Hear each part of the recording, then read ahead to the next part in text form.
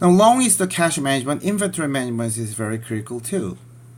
Now, inventory is the large percentage of the firm's asset actually, and there's a cost of carrying if you have too much inventory, but also there's cost of not carrying if there's not enough inventory. So the objective is to find the optimal trade-off between carrying too much inventory versus not enough. So types of inventory. For manufacturing firms, some raw material will be obviously the inventory. Work in progress, finished goods is all the inventories, right? One firm's raw material will be also the another firm's finished goods. So some firms, just make the some part of the iPhone, and then sell to the Foxconn the Apple OEM maker, right? And then the Foxconn will make the iPhone. So for Foxconn, that's the inventory, the part, but the part supplier, that's the finished good. So the type of inventory varies drastically in terms of the liquidity, and the demand is also varies by types. Cost of carrying. The carrying cost usually is the 20 to 40% of inventory value per year, so it's actually huge. It's storage and tracking cost, insurance and taxes, loss due to the obsolescence, deteriorations or theft. So there's some losses, obviously, and opportunity cost of capital. But if it is short, then it's also problematic. There's a restocking cost, so you have to buy and restock again, or loss of sales, and you also can lose the customers too. So again, same thing. You can also try to find the optimal size of the cost. If this is restocking cost and this is carrying cost, this is optimal level of the inventory. So how to manage it? You have to classify the inventory by cost, demand, and needs. You have to maintain a large quantity of inventory that have substantial shortage cost. You have to maintain smaller quantity of the expensive items, right? And you have to maintain substantial supply of less expensive basic materials. So based on the cost, demand, and needs, you have to have different types of the inventory management system. So there's a model called economic order quantity called the EOQ model, and this minimizes the total inventory cost. They try to minimize the inventory cost. If Q is the inventory quantity in each order, and the Q over 2 is average inventory, and T is the firm's total unit per sales per year, so T over Q is the number of orders per year, CC is the inventory carrying cost per unit, and F is the fixed cost per order, and the total carrying cost will be your average inventory times the carrying cost per unit, right? So average inventory is the Q over Q over 2 times carrying cost.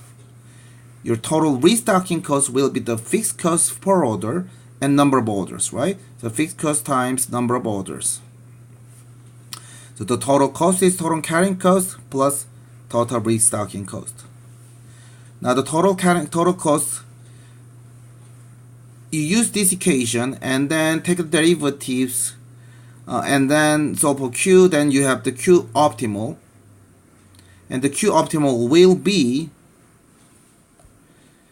square root of the 2 times TF divided by CC. So this is formula. I mean, you don't have to derive it, but you have to remember this formula. So consider inventory item that has carrying cost $1.50 per unit. The fixed order cost is $50 per unit, and the firm sells $100,000 unit per year. What is the EOQ? EOQ will be 2 times T times F, right? T times F. So T is what? T is the 100,000. The F is the fixed cost $50 divided by carrying cost $150 unit, and then you have 2,582 units items optimal. So this is economic order quantity model, minimizing the cost. this is kind of applied to the several ideas. Like first of all, you can keep the safety stocks. You can basically have the minimum level of inventory have to keep on hand. You may increase on carrying costs, right? Reorder points, inventory level at which you place an order to count for delivery time. So these type of variables should be also included in the more advanced model, because it changes the cost of inventory, holding inventory. Derived-Demand inventories, material requirement planning called MRP. Now we can use computer actually order scheduling. So computer-based ordering scheduling system. You work backwards from set finished goods level to established level of work in progress required. So you basically just set a point of the selling, and then you backward to like the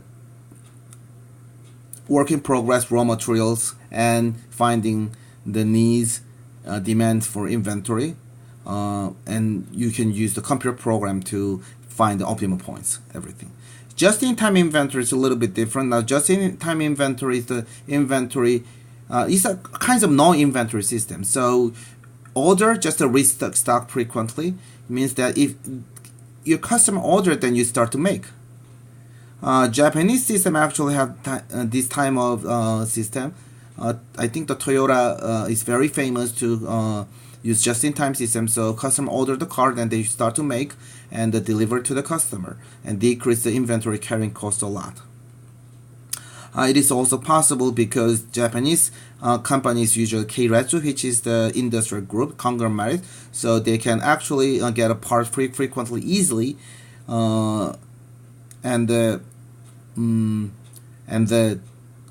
also it's kind of the system that may minimize the cost of holdings. It's not successful all the time, by the way, because if customer want to get delivered as soon as possible, then you obviously lose those type of customers. So some company adopt this system, but some company abandon it. They're called the just-in-time inventory system. So this is the end of the chapter 17.